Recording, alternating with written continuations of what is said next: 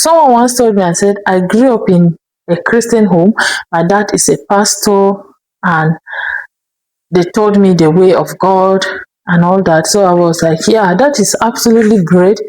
But the question now is, do you know God, and are you being known by God? Because it's another thing to know God because you were told by your parents. It's another thing for God to know you. Another thing to work for God, and it's another thing to work with God. If you see people that work for God, find it very easy to fall back whenever there's a challenge. But you see people that work with God will always find a way of sticking to God because they know that whoever is leading them is not going to let them down.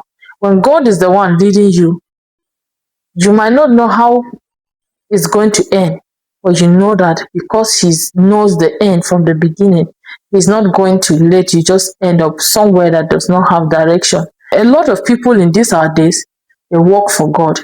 So you see someone saying, I'm never going to that church again because the pastor spoke this to me. I'm not going to that church again because the people are not nice. I'm not going to that church again because after all the effort that I put in that church, they did not recognize me. Those are people that work for God.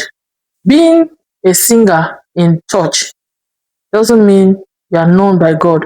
Being a deacon in church doesn't mean you are known by God. Being a pastor in church doesn't mean you're known by God. It says in Matthew, he said, they are going to tell me on that day, Lord, we prophesied in your name, we healed in your name.